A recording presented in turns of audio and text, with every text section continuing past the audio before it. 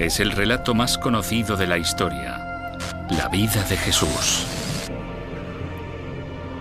Pero parte de ella ha permanecido oculta durante miles de años. La historia de su familia. El genealogista Tony Burrows intenta descubrir quiénes fueron los familiares de Jesús. Se ha reencontrado con pistas enterradas en el pasado y ha tratado con expertos que revelan que Jesús tuvo una gran familia.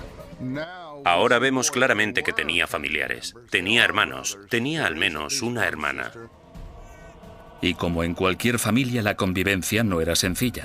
Tenía hermanastros, había rivalidades, había peleas, gente que no se llevaba bien. Tradicionalmente se ha creído que Jesús era un hombre que actuaba en solitario, pero en realidad su familia tuvo mucho que ver con su misión. Tony ha descubierto que los hermanos de Jesús fueron discípulos suyos y que su madre y sus hermanas estuvieron en la última cena. Por primera vez, Tony reconstruye minuciosamente el papel que desempeñó la familia en la vida de Jesús. Averigua que eran miembros de una poderosa dinastía con un enorme papel estratégico que le apoyaron mientras vivió y que perpetuaron su memoria tras su muerte. Algo va a pasar que cambiará el mundo. Puede que, en más de un sentido, el cristianismo le deba mucho a la verdadera familia de Jesús. La verdadera familia de Jesús.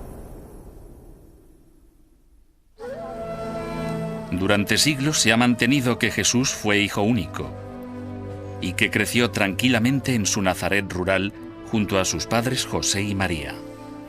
Sin embargo, su historia es mucho más profusa de lo que imaginamos.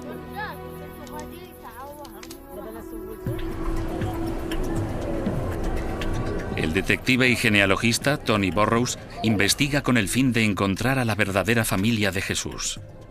Ha viajado por 3 continentes buscando con dedicación pistas que le permitan localizar el árbol genealógico de Jesús.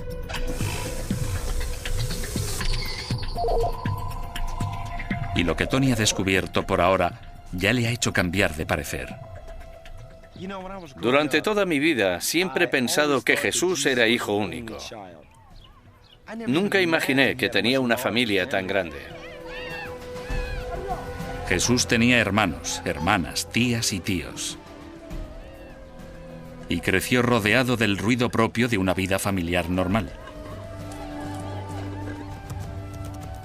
El árbol genealógico de Jesús era complejo, rico y variado, y respondía al modelo de una familia influyente. José había estado casado antes de conocer a María, y algunos de los hermanos y hermanas de Jesús eran hijos de su primer matrimonio. Salomé, Miriam, Santiago y José eran los hermanastros mayores de Jesús. Pero también se ha descubierto que Jesús tenía 2 hermanos de sangre, Simón y Judas, y que tenía un primo, Juan, que se convertiría en una de las personas más importantes de su vida.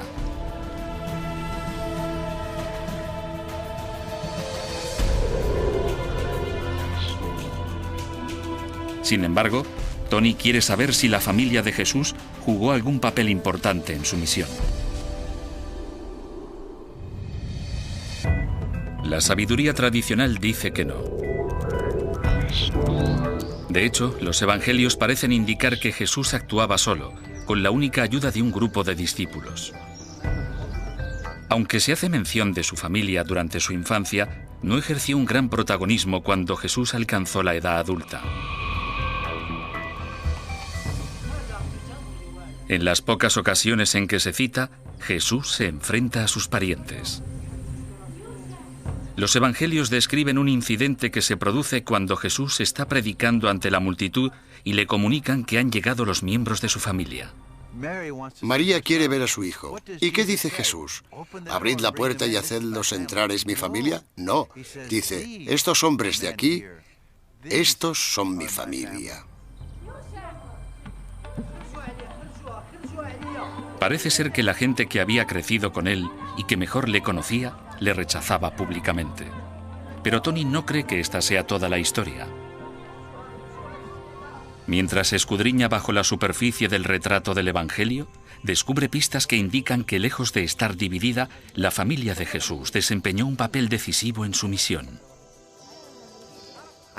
Creo que hubiese sido difícil que Jesús hiciera las cosas que hizo sin el apoyo de su familia.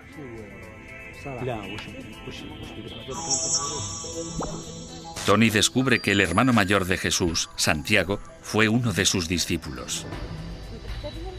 Su hermana podría haber sido una de sus más comprometidas seguidoras. Su madre permaneció a su lado hasta la crucifixión. Y algunos de sus familiares fueron testigos clave de la resurrección. Pero comencemos por la primera persona que influyó en el ministerio de Jesús, su propio primo.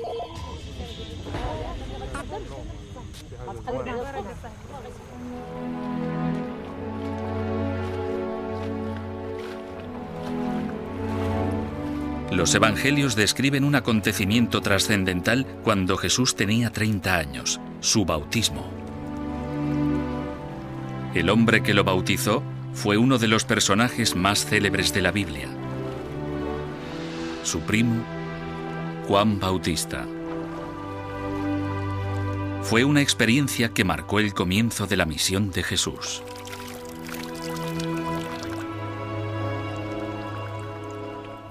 Lo poético es que los cielos se abren y el Espíritu Santo desciende sobre él. ¿Qué significa eso?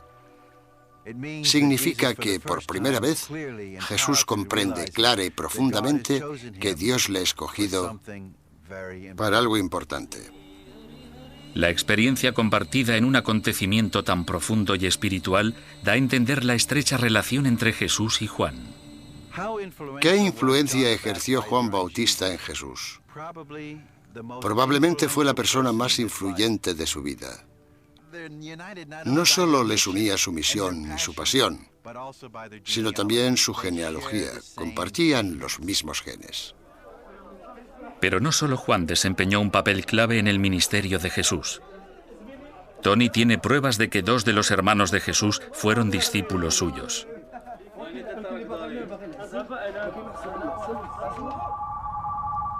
Las cartas de San Pablo a los Corintios son una de las primeras fuentes de información más fidedignas sobre los discípulos.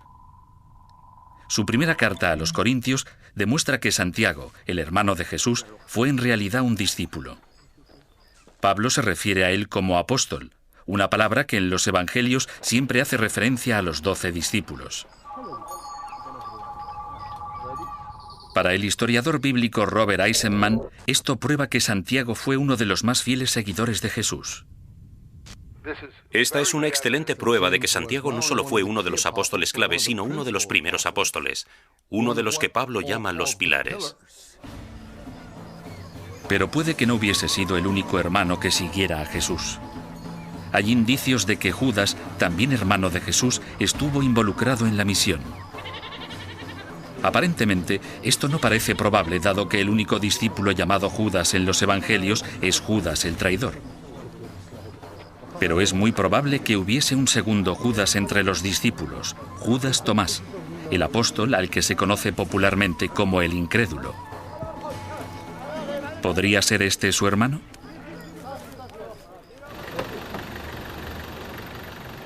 Con el fin de hallar más información, Tony se dirige a Oxford, en Inglaterra, para reunirse con el historiador bíblico Mark Goodacre.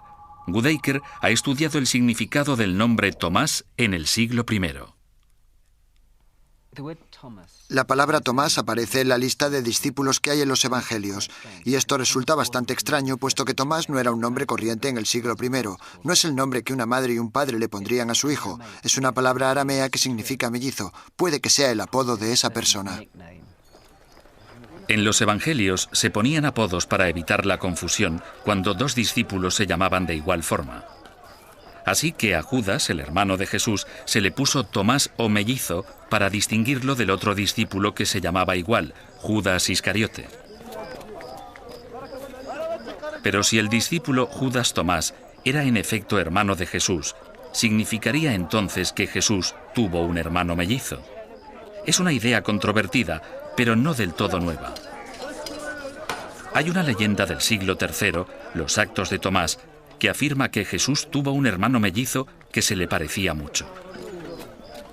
Mark Goodacre cree que la leyenda tiene una base verídica.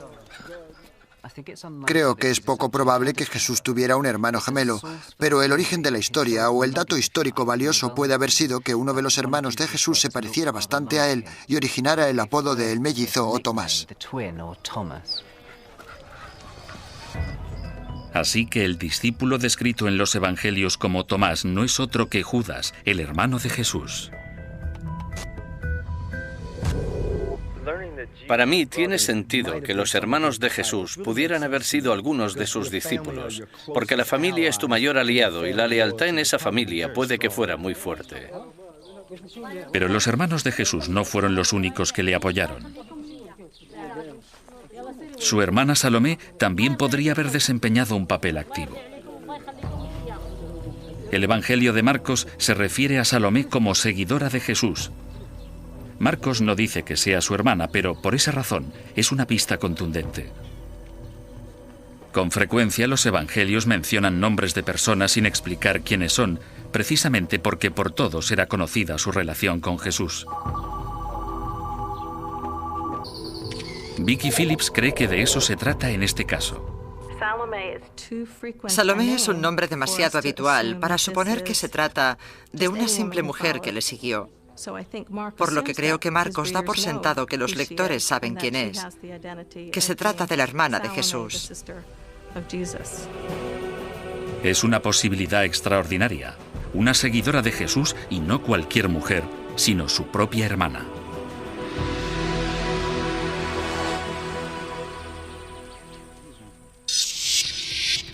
Pero todas estas revelaciones solo sirven para aumentar el misterio. ¿Por qué la familia de Jesús habría de ayudarle?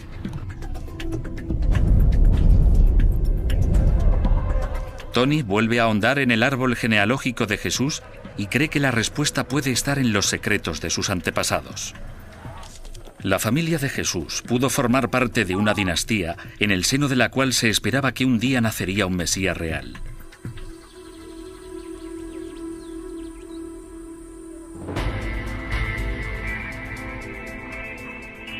Los evangelios conciben la misión de Jesús como algo que llevó a cabo solamente con la ayuda de 12 discípulos elegidos.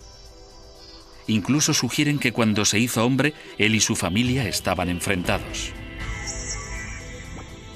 Pero el genealogista Tony Burrows ha descubierto que sus familiares no estaban ni mucho menos distanciados de él. En realidad, sus hermanos y una de sus hermanas podrían haber sido discípulos suyos. Pero eso suscita una pregunta. ¿Por qué habrían seguido a Jesús? Tal vez por el sentido del deber familiar, aunque Tony piensa que no puede ser la única razón. Es natural apoyar a tu familia porque es familia, pero es completamente diferente arriesgar tu vida y arriesgarlo todo por ellos. Así que debió haber habido algo distinto para que los hermanos y hermanas de Jesús apoyaran su misión. Pudo haber existido una razón de mayor peso que la lealtad familiar. Quizás tuvieron motivos para pensar que su hermano era especial, que incluso podía ser el Mesías, el esperado Salvador que liberaría a los judíos de la tiranía romana que controlaba Israel. Pero el Mesías no podía nacer en cualquier familia. Las antiguas profecías judías predicen que el Mesías descenderá de la dinastía real más poderosa de la historia de Israel, la casa del rey David, el hombre que dio muerte al gigante Goliat. En principio parece poco probable que Jesús pudiera estar relacionado con un personaje tan legendario. Pero cuando Tony analiza los evangelios, encuentra pruebas de que no es tan descabellado. Las primeras páginas de Mateo y Lucas están repletas de genealogías detalladas que localizan a los antepasados de Jesús a través de las generaciones. Cuando leí por primera vez los evangelios me quedé asombrado de que contuvieran genealogías y en realidad no las estaba buscando. Pero aún más sorprendente era que estas genealogías remontaran el árbol genealógico de Jesús hasta los tiempos del mismísimo rey David.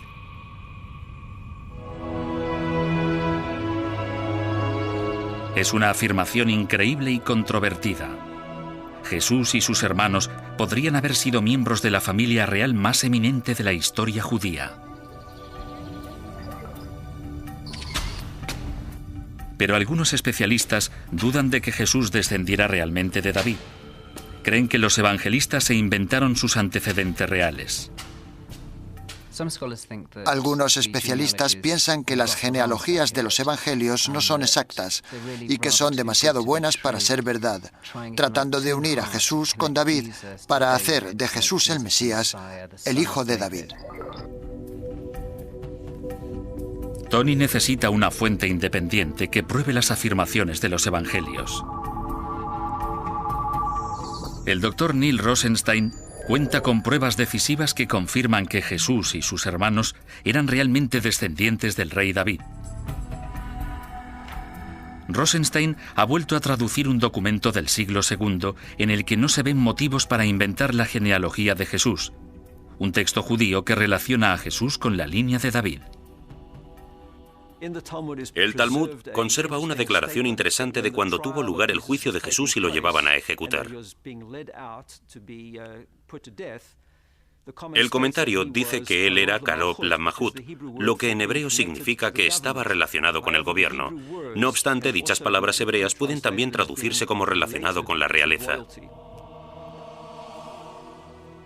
Y por eso considero que esto prueba y respalda la afirmación de los evangelios de que era descendiente de David. Si la familia de Jesús descendía del rey David, tenía motivos para esperar que el Mesías judío naciera dentro de su estirpe. Y los nombres que María escogió para sus hijos indican claramente que ella podría haber albergado esa esperanza. Los nombres de Judas, Simón e incluso Jesús provenían de famosos héroes militares galileos y reflejaban el deseo de María de que pudieran desempeñar un papel determinante en el futuro de su país. Bruce Chilton ha investigado el significado de los nombres en el siglo I. Cuando se decide poner a un niño un nombre simbólico, de modo que se identifique con las esperanzas de un movimiento, se está abriendo la puerta a la posibilidad de que ese niño también forme parte de dicho movimiento. En el caso de María, supondría la esperanza de que uno de sus hijos, o tal vez todos, pudieran ser parte de la salvación final de Galilea, arrebatada de manos romanas y, en su lugar, regida por el reinado de Dios. Neil Rosenstein está convencido de que Jesús y sus hermanos se habrían criado entre esas esperanzas. La familia de Jesús habría sabido lo de su prestigioso descendiente y María y José se habrían dado cuenta de las posibilidades de que un miembro de su familia pudiera convertirse en el Mesías.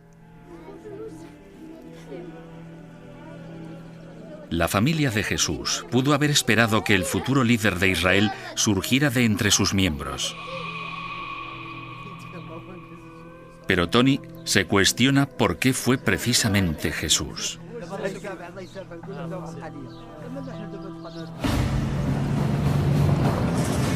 Tony Burrows nos desvela cómo Jesús destacó sobre sus hermanos y por qué su familia vio en él al Salvador de Israel.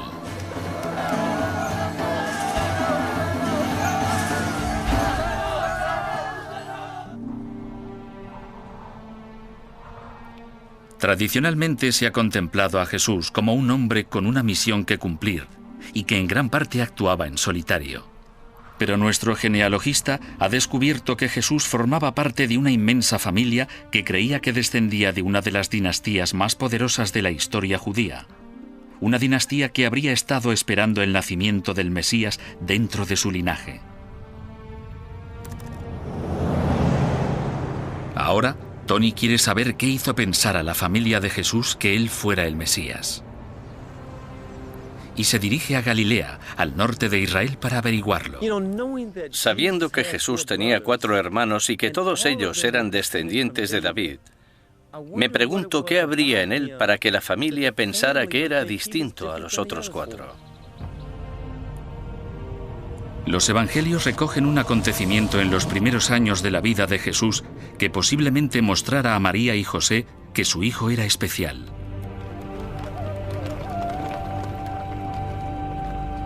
El Evangelio de Lucas dice que cuando Jesús tenía 12 años, emprendió un viaje que cambió su vida. Una peregrinación familiar a Jerusalén, el centro del mundo judío. Las familias viajaron unidas en grandes grupos y a pie. El viaje duró unos 5 días. Con este jeep solo tardaré un par de horas.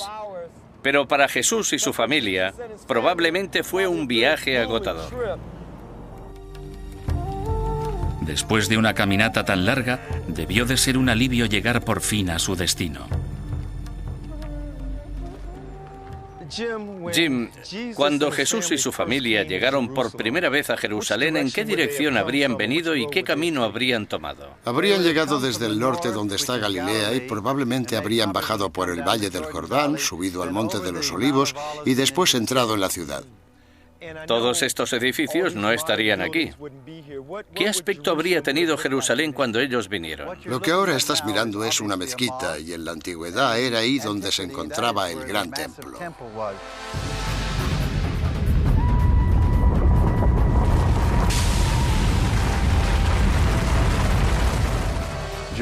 Jerusalén en la época de Jesús era mucho más impresionante que ahora.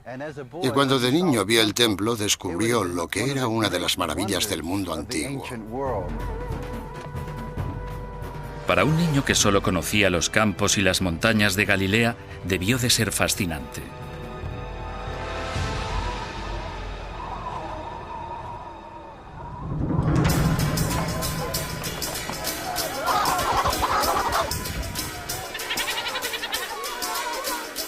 Pero para la familia de Jesús el viaje fue memorable por un motivo muy diferente. El Evangelio narra que al final de la visita, cuando María y José emprendieron el regreso a Nazaret, se dieron cuenta de que Jesús había desaparecido.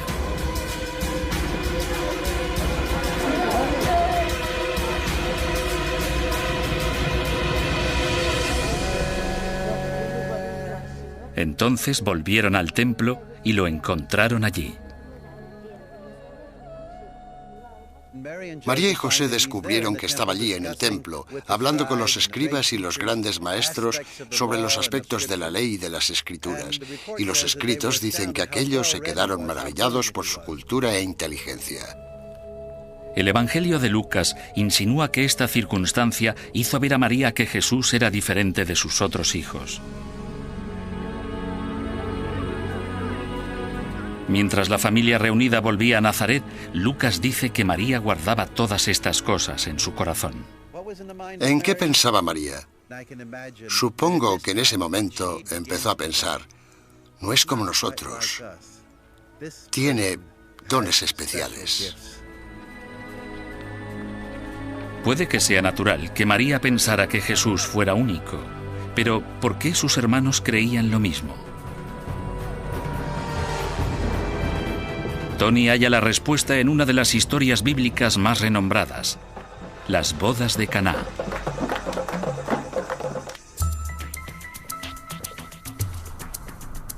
El detective y genealogista Tony Burrows ha averiguado que algunos de los hermanos de Jesús y posiblemente una de sus hermanas fueran también sus discípulos. Pero Tony también quiere saber por qué eligieron seguirle y encuentra una pista reveladora en el Evangelio de Juan.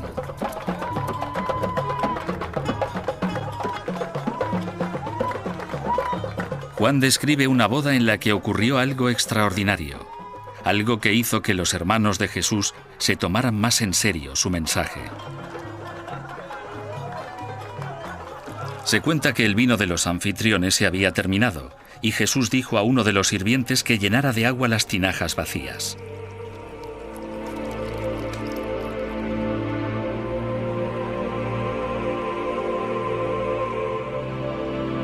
Cuando se sirvió su contenido, el agua se había convertido en vino. Debió de ser un momento increíble. El Evangelio de Juan relata que a consecuencia de ello los discípulos creyeron en él.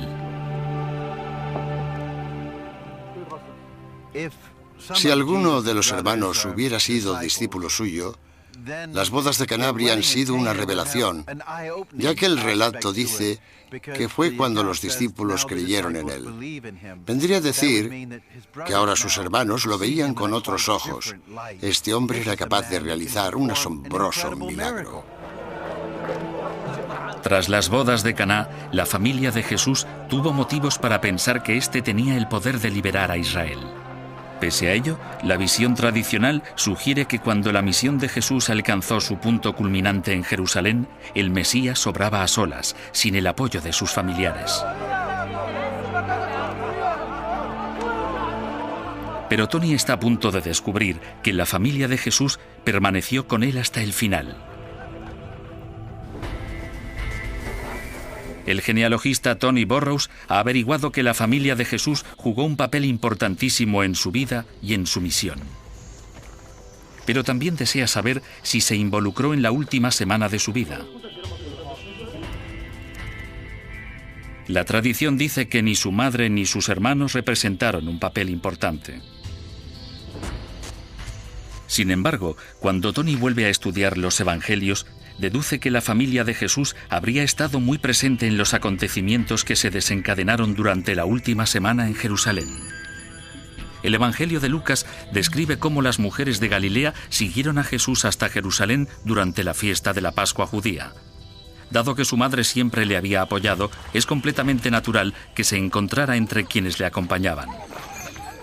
María fue testigo de las impresionantes escenas que presenció su hijo a la entrada de la ciudad.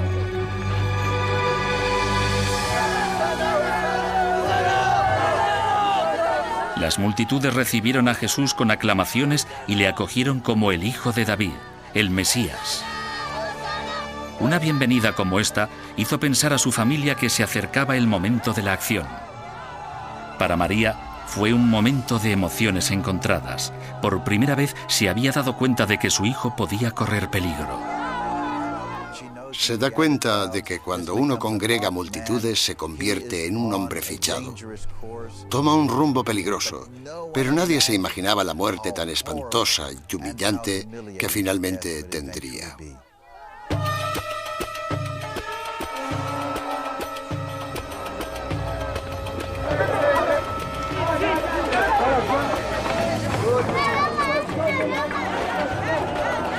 Según los evangelios, Jesús se abrió camino inmediatamente hacia el templo y se enfureció por lo que vio allí. Jesús se disgustó muchísimo al ver que en un lugar sagrado se estaban llevando a cabo actividades profanas y seglares como el cambio de dinero.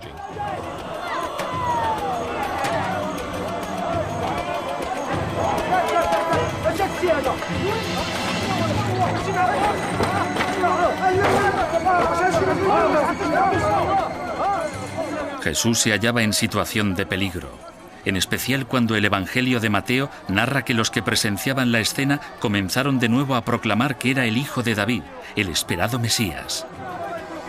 Las versiones de los Evangelios dan la impresión de que la familia de Jesús no participó en el enfrentamiento.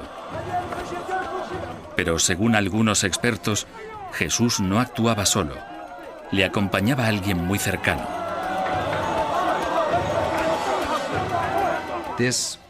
Fue un acto muy coordinado y en el que participaron muchísimos seguidores para que Jesús pudiera lograr lo que se describe en los evangelios. De entre todos aquellos seguidores, no hay duda de que el que habría sido más importante para Jesús fue Santiago, su hermano. Y si algunos de los otros hermanos de Jesús fueron también sus discípulos, no es ilógico creer que también se encontraran allí. Habría estado bien que sus hermanos estuvieran con él entre ese grupo que le acompañaba en el templo y que seguramente decía: tienes razón, hermano, eso está mal. Es probable que no solo los hermanos de Jesús le acompañaran en su última semana.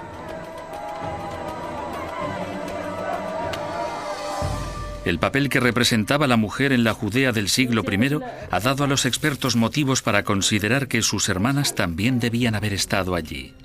Junto a María, Salomé y Miriam, podrían haber estado apoyando a Jesús de una forma más doméstica. María y las hermanas de Jesús se habrían hecho cargo de toda una variedad de actividades domésticas, desde sacar el agua del pozo hasta hacer el pan, lo que era un gran cometido. Eso significa que pudieron haber participado en uno de los hechos más conocidos de los evangelios: la última cena. Aunque en algunos de los evangelios se da a entender que fueron los discípulos quienes prepararon la última cena, esta nueva revelación señala que la madre y hermanas de Jesús también estuvieron allí. La gente suele pensar que en la última cena solo había hombres, y así se representa en la civilización occidental. Pero a quienes tenemos que agregar son a las mujeres que se encontraban allí haciendo la comida, lavando los platos y poniendo la mesa. Así que todas esas mujeres de su familia estaban en la última cena, pero no aparecen en las representaciones que tenemos de cómo fue.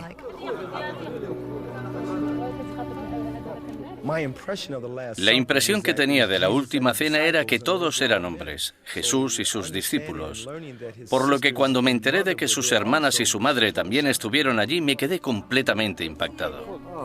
Para la madre de Jesús, la última cena fue la calma antes de la tempestad.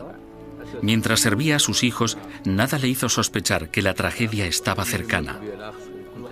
Solo 24 horas separaban a Jesús de la muerte.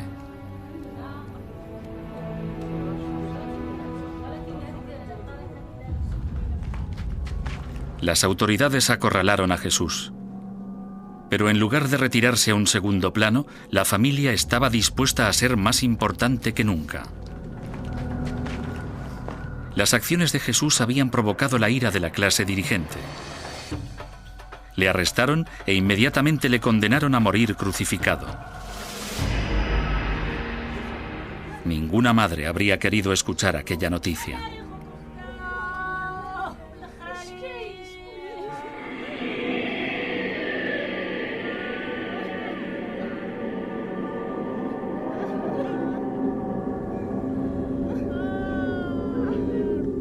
Por primera vez, los evangelios coinciden en que cuando Jesús estuvo en la cruz, fue acompañado por miembros de su familia, pero discrepan sobre quiénes fueron exactamente. El Evangelio de Juan relata que María fue testigo de la muerte de su hijo. Cualquier padre que pierde a un hijo siente que le han arrancado algo. Y para María debió ser horrible ver cómo habían humillado a su hijo públicamente. Pero es probable que no estuviera sola. Lucas menciona que las mujeres que le siguieron desde Galilea también presenciaron la crucifixión, por lo que hay motivos para suponer que las hermanas de Jesús, Miriam y Salomé, también se encontraran allí. De ser cierto, habría sido una experiencia terrible ver a su hermano ejecutado de forma tan cruel. A los pies de la cruz, la familia de Jesús vería al hombre que había sido sometido a las mayores torturas la noche anterior. Vería las heridas, vería a un hombre que había padecido mucho. ¿Lo llegaremos a entender? La familia está sufriendo muchísimo. Pero he aquí la trágica ironía de la historia. Parece ser que las mismas personas que sufrieron más por la muerte de Jesús, su familia, fueron también sin querer responsables de su crucifixión. Todos los evangelios coinciden en que en la cruz había una inscripción con las palabras «Rey de los judíos», que confirmaban que su descendencia provenía de la línea real de David, lo que constituía una amenaza para las autoridades. El árbol genealógico de Jesús resultó ser mortal.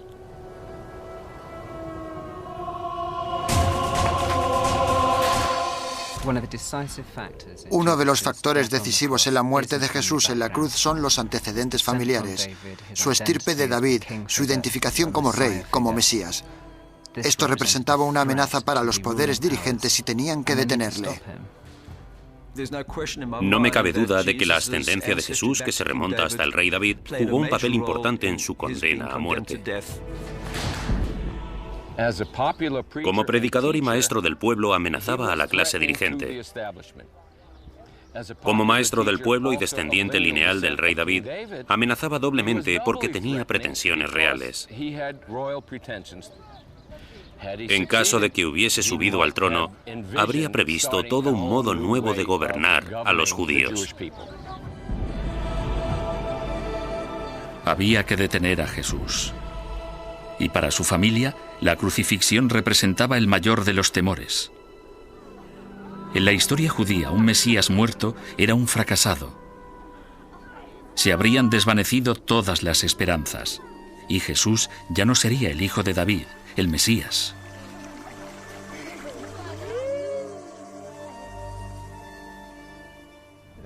Cuando la familia levanta la vista, recuerda al hombre tan magnífico que había sido. Todo ha llegado a su fin. ¿Cómo va a haber una esperanza? Se ha terminado. Pero como todos sabemos, este no fue el final de la historia. Tras su muerte, la gente empezó a asegurar que Jesús había resucitado de entre los muertos. Sin embargo, tal y como descubre Tony, no fue cualquier persona la que presenció la resurrección, fue su familia. La influencia de esta dinastía galilea estaba a punto de cobrar mayor importancia. Tras la crucifixión, sus parientes, desconcertados y desmoralizados, debieron de perder la esperanza de que Jesús fuera realmente el Mesías. Pero los evangelios dicen claramente que la historia no terminó allí. Afirman que lo que sucedió después no cambiaría solo la vida de Jesús, sino todo el curso de la historia.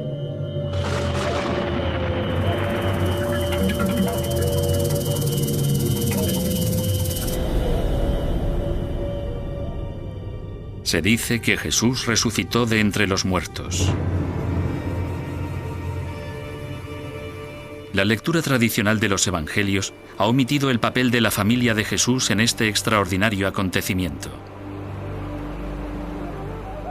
Pero ahora, el genealogista Tony Burrows ha averiguado que los familiares más cercanos fueron los testigos clave de la tumba vacía y de la resurrección.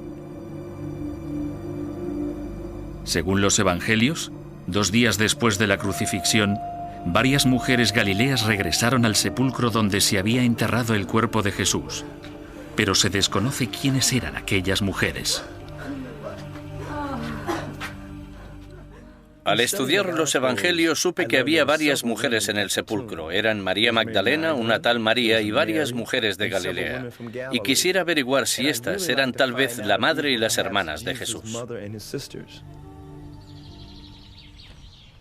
Con el fin de averiguar más detalles sobre las mujeres que se describen en los evangelios, Tony fue a visitar una tumba antigua en Jerusalén que data del siglo I.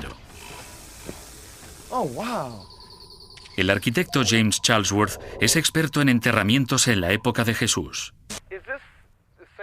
¿Es el mismo tipo de tumba o se parece a la que habrían visitado las mujeres? Es prácticamente idéntica. Es lo más parecido que tenemos en Jerusalén. Se ve la piedra movediza, los escalones que conducen al interior. Esta piedra es enorme. Así que se puede comprender que las mujeres dijeran, ¿quién nos rodará la piedra? ¿Por qué las mujeres venían a visitar el sepulcro? Los evangelios afirman que vinieron al tercer día, un domingo al rayar el alba, para poner perfumes sobre su cuerpo.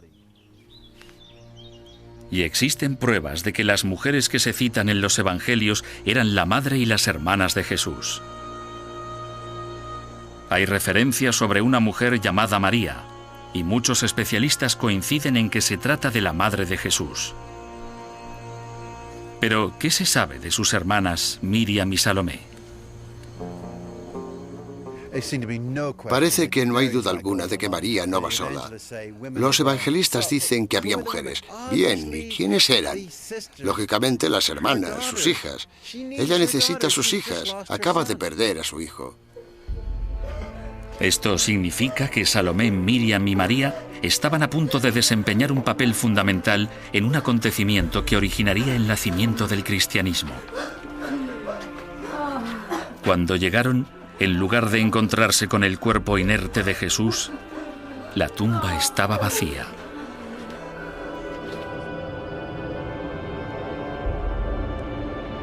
Allí les esperaba un ángel y les reveló que había ocurrido algo extraordinario. Jesús no estaba muerto. Es el comienzo de una nueva esperanza que transformará sus vidas. Este gran acontecimiento va a cambiar a la familia. Él ha resucitado. Pero no solo las hermanas recibieron la increíble noticia.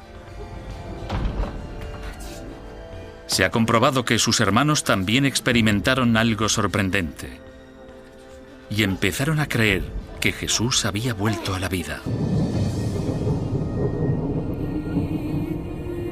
El Evangelio de Juan afirma que mientras la mayoría de los discípulos estaban seguros de que Jesús había resucitado de entre los muertos, uno tenía sus reservas. El discípulo conocido como Tomás el Incrédulo, Judas, el hermano de Jesús.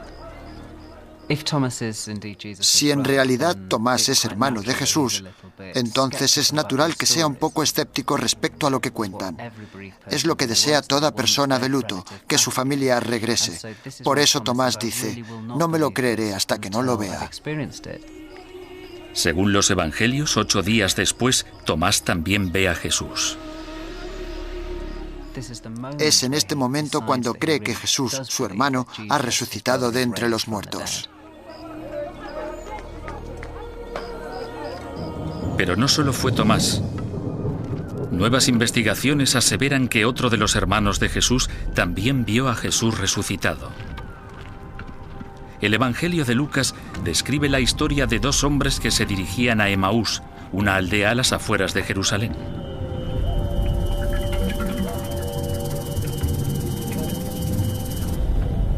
Se encontraron por el camino con un extraño al que no reconocieron. Sin embargo, cuando se sentaron a comer juntos, se dieron cuenta de que ese hombre no era otro que Jesús. Son otros 2 testigos clave de la resurrección. Pero, ¿quiénes eran?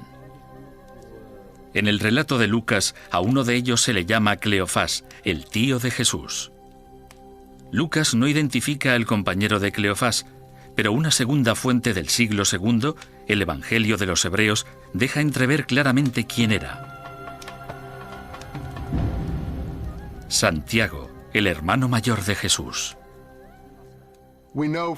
Sabemos de otras fuentes en las que el tema principal era la aparición a Santiago mientras estaba sentado comiendo y partiendo el pan, por lo que creo que podemos decir que la persona que no se menciona en el Evangelio de Lucas es Santiago.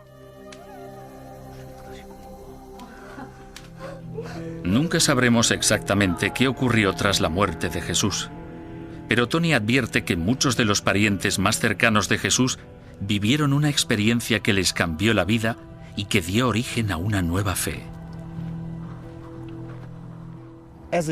Como genealogista que soy, no puedo entender que hubiese una resurrección, pero sé que sucedió algo que afectó profundamente a la familia de Jesús. Su familia no fue solamente testigo de la resurrección. Durante los siguientes 50 años fue también el alma mater de la difusión del cristianismo. Tras la resurrección, la dinastía de Jesús asumió el poder de la iglesia de los primeros cristianos. Santiago, el hermano de Jesús, se convirtió en el jefe de la iglesia en Jerusalén y en el hombre más poderoso en los inicios del cristianismo. Los otros hermanos de Jesús también asumieron importantes cargos de liderazgo. El papel de la familia de Jesús y su clan familiar en la historia de los comienzos de la Iglesia ya lo conocemos por la mayoría de los primeros textos de la Iglesia. Claramente son sus líderes, estuvieron entre los apóstoles, sin duda fueron sus sucesores en el movimiento, tal y como sabemos que fue en su primerísima forma. Algunos especialistas especulan con la posibilidad de que Salomé, hermana y discípula de Jesús, fuera una de las muchas misioneras que difundieron el mensaje cristiano. Pero de lo que no cabe duda es que la familia de Jesús siguió adquiriendo protagonismo durante la segunda y la tercera generación. Otra fuente, Eusebio, dice que Judas, el hermano de Jesús, tuvo 2 nietos, Zoquer y Santiago, o sea, los sobrinos nietos de Jesús, que fueron destacados líderes cristianos. El nacimiento del cristianismo le debe mucho más a la verdadera familia de Jesús que a los documentos históricos. Y para Tony, esto suscita un último interrogante. Lo que me desconcierta de los evangelios es que dicen muy poco de la familia de Jesús y, sin embargo, parece que su familia le apoyó durante toda su vida. Y aún es más misterio cuando después de su muerte fueron tan importantes en los comienzos de la Iglesia y del cristianismo. Que la historia de la familia de Jesús haya sido en buena parte olvidada en la época de los evangelios tiene una explicación. Fueron escritos más de 30 años después de la muerte de Jesús. El mundo que reflejan los evangelistas era muy diferente de aquel en el que la familia de Jesús había detentado poder. A los cristianos se les perseguía y muchos de los creyentes se convertían contra la voluntad de sus familias, las cuales estaban preocupadas por su seguridad. En un mundo así, la familia de creyentes adquiría mayor importancia que cualquier familia biológica. La familia de Jesús había permanecido oculta en las sombras de la historia porque los evangelistas tenían otra visión de la familia, una familia compuesta por miembros de la Iglesia. Así que los evangelistas no se preocuparon especialmente por la madre, el padre o los hermanos de Jesús. En este nuevo mundo, los ideales a los que se había referido Santiago, el hermano de Jesús, también se estaban perdiendo. Este había enfatizado el componente judío del cristianismo y era partidario de que los cristianos debían circuncidarse y observar las leyes alimentarias judías. Pero a medida que el cristianismo se extendió hacia el mundo no judío, esas leyes fueron consideradas innecesarias y Santiago desapareció de la memoria. Se ha eliminado a Santiago de la historia. Su importancia ha sido relegada.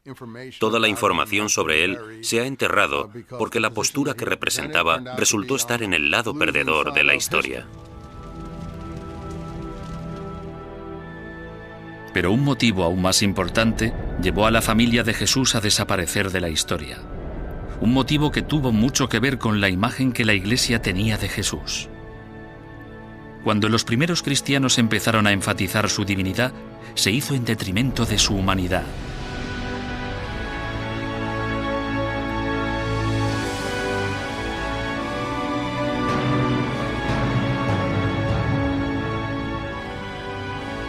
Puesto que cada vez se centraba más la atención en el Hijo de Dios, la familia terrenal de Jesús quedó apartada. Cuando en el siglo II el énfasis en la filiación divina de Jesús se hizo más importante, su filiación humana fue cada vez menos relevante. Y el papel y la posición de la familia se dejó a un lado y se marginó. La Iglesia comenzó a enseñar que Jesús era divino y que María no era cualquier madre, sino la Madre de Dios. Como tal, era completamente pura, virgen durante toda su vida, y Jesús su único hijo. El trinomio Jesús, María y José, la Sagrada Familia, fue inmortalizado. El mito se hizo historia.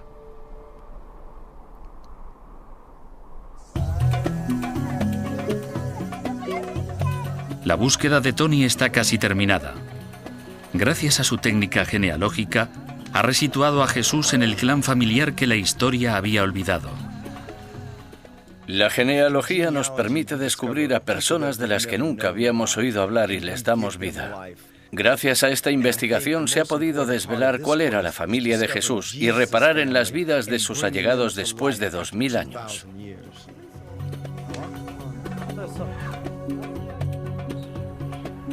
Cuando Tony regresa a Chicago para un encuentro familiar, se plantea una última reflexión. que el árbol genealógico de Jesús no termina en el siglo I.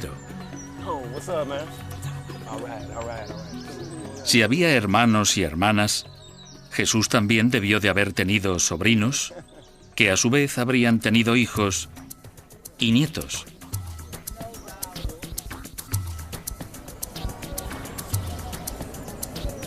Y eso nos conduce a una asombrosa posibilidad. Puede que los familiares de Jesús sigan subsistiendo entre nosotros. Sabiendo que Jesús tuvo una gran familia, hermanos, hermanas y muchos primos, debemos considerar la posibilidad de que los descendientes de la familia de Jesús estén hoy en día vivos entre nosotros.